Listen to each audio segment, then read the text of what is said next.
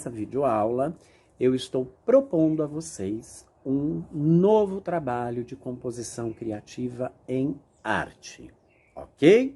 Não se preocupem, eu darei aí pelo menos 2 semanas para vocês elaborarem a proposta. Sérgio, o que vamos fazer? Qual é o tema do trabalho? Muito bem, silhueta.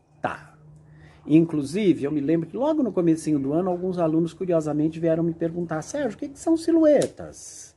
E aí, em algumas classes, eu até cheguei a dar exemplos, a mostrar algumas. Mas as silhuetas nada mais são do que contornos muito simplificados de figuras. Digamos, por exemplo, que eu quisesse retratar, desenhar uma paisagem, uma árvore. Então, eu me preocuparia em não representar essa árvore com detalhamento, com texturas, com detalhes em linhas. Eu simplesmente me preocuparia em representar a forma da árvore. Se eu fosse desenhar um carro, eu me preocuparia em representar o carro pelo seu contorno, pela forma, mas não colocaria os detalhes. Se eu fosse representar uma figura humana, eu faria a mesma coisa. Eu não colocaria os detalhes, apenas os contornos que levassem as pessoas a identificarem aquele desenho como sendo o de uma figura humana. Então, as silhuetas são desenhos simplificados de figuras, certo? Normalmente, se vocês buscarem aí no Google, vocês vão perceber que as silhuetas, de maneira geral, elas são pretas. Muito provavelmente, a origem disso esteja lá no teatro de sombras japonês. Olha só que interessante, né? Voltando aqui e fazendo uma relação do teatro com a arte. O teatro de sombra japonês basicamente consistia em uma tela branca com efeitos de luzes e essa tela branca separando atores e público, de maneira que os atores simplesmente manuseassem os recortes das personagens, dos elementos cenográficos, impresos em varetas, de maneira que o público do outro lado, através dos efeitos de luzes, pudesse entender e compreender toda a história e as personagens. Então, muito provavelmente, a origem da ideia das silhuetas sempre em preto esteja lá no teatro de sombras japonês.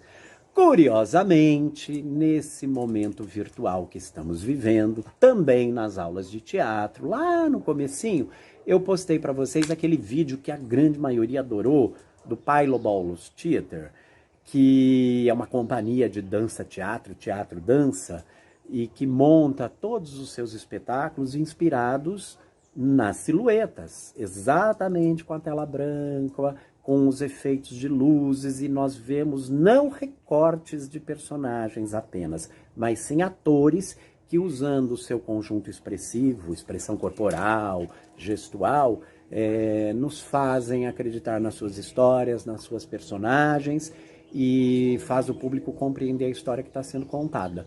Então, aquela companhia, na verdade, é uma companhia contemporânea, que provavelmente inspirou-se também no teatro de sombras japonês.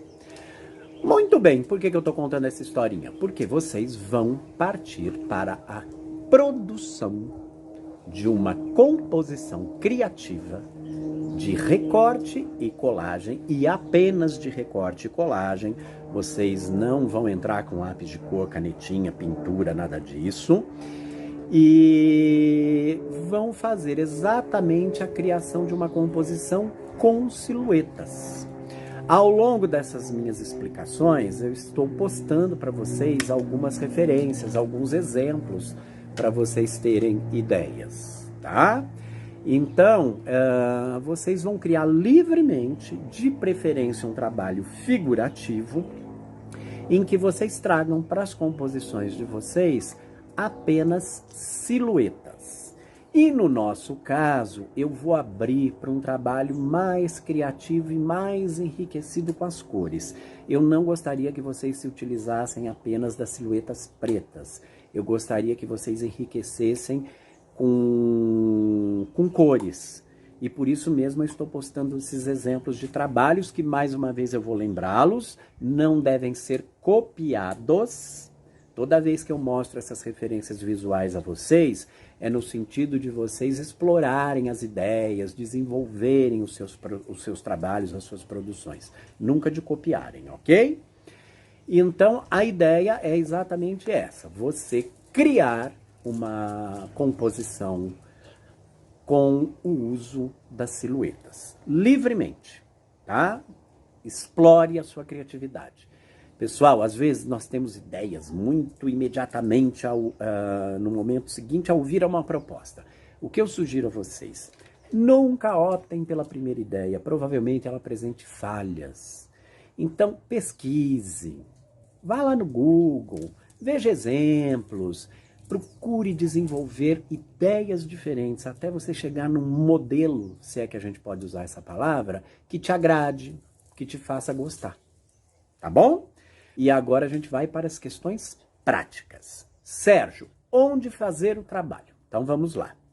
Preferencialmente, se você tiver na sua casa uma folha tamanho A3, eu prefiro que você faça o trabalho no tamanho A3. Pode ser usada a folha na posição vertical ou na horizontal. Caso você não tenha uma folha tamanho A3, faça na folha tamanho A4 e mais uma vez, é o terceiro trabalho, inclusive, que eu coloco essa questão para vocês. Segundo, tesoura, evidentemente, será necessária. Caso você necessite usar régua e compasso, o uso desses materiais também está liberado, tá bom? E o trabalho pode ser feito com cola branca, líquida ou cola bastão. Sérgio, o papel colorido? Mais uma vez, esses barranos nessa questão. As nossas folhas estão em sala de aula. Como é que a gente vai fazer o nosso trabalho? Muito bem. Se você tiver papel colorido aí na sua casa, pode usar livremente. Caso você não tenha, eu não quero ninguém se preocupando em sair de casa para procurar papel colorido. Você pode usar revistas, folhas de revistas são a melhor opção, elas oferecem uma diversidade de cores muito bacana. Embalagens de produtos, lembrem-se em evitar embalagens plásticas com risco de cortar a mão. Basicamente, as embalagens em papel, papelão. Você pode usar os panfletos que são entregues no seu prédio, na sua casa, de pizzarias ou de outros serviços. Então, por falta de papel colorido, você não vai ficar. Ah, mas eles têm coisas escritas, isso vai comprometer a qualidade do trabalho. Não se preocupem com isso, podem usar as folhas em que textos apareçam, não há problema nenhum com isso, ok? Então, primeiramente, é importante também colocar isso, vocês não vão fazer um desenho na folha sulfite. Vocês vão desenhar as silhuetas nos papéis coloridos. Recortem as silhuetas nos papéis coloridos e depois colhem na folha sulfite. Tá? Então, o ideal é esse. Além disso, é bacana vocês tomarem um cuidado que interfere na apresentação e no acabamento final do trabalho, né? Então, digamos que eu esteja usando uma folha azul, desenhei de um lado, recortei. Ao colar essa folha azul no sulfite, eu não vou colar no lado que há o traçado a lápis. Eu colo no outro lado, para não aparecer o traçado, para não rasurar o seu trabalho e para dar um acabamento bacana, certo? Ao passarem o pincel, ao passarem a cola, vocês podem optar por usarem o pincel, de preferência o mais fininho, ou não. E uma boa recomendação é vocês passarem a cola no recorte colorido e só fixarem esse recorte colorido no sulfite. Se vocês forem passar a cola no sulfite, provavelmente vocês façam uma grande meleca, porque é inevitável você sujar e borrar a folha com cola numa situação como essa. Então, o ideal seria passar a cola nas silhuetas. E aquela velha dica que eu já dei para vocês, de preferência sempre com um amassadinho de folhas de papel toalha ou um pouquinho de papel higiênico, de maneira que você bata isso na silhueta sobre o papel sulfite para fixar melhor essa silhueta lá na folha de trabalho, sem deixar pontas soltando, especialmente as pontas, sem vocês borrarem com cola. Então é um cuidado importante, ok? Em relação aos critérios de avaliação, primeiro critério sempre, o aluno atendeu a solicitação da proposta de trabalho. Exemplo, eu tenho que produzir uma silhueta e ao invés de uma silhueta eu vou lá e faço um desenho totalmente detalhado. Ou seja, eu não cumpri com a proposta de trabalho. Então, esse é o primeiro ponto. A sua ideia, a sua criatividade, o desenvolvimento dessa ideia, a originalidade dessa ideia. E lembrando mais uma vez, nada de cópias. Esse é o segundo critério. E o terceiro é em relação à apresentação e o acabamento final do seu trabalho. Então, é para recortar? Que esteja bem recortado. É para colar? Que esteja bem colado. Você precisa cuidar dessa apresentação. Você precisa cuidar dos amassados, das dobras, das sujeiras numa folha. Então, isto é critério de avaliação. Inclusive, eu gostaria de finalizar lembrando a vocês que nas nossas apostilas de artes e de teatro, logo no início, há uma parte que fala sobre os critérios de avaliação. No caso específico de artes, critérios de avaliação para trabalhos de recorte e colagem, vocês devem prestar atenção àqueles critérios.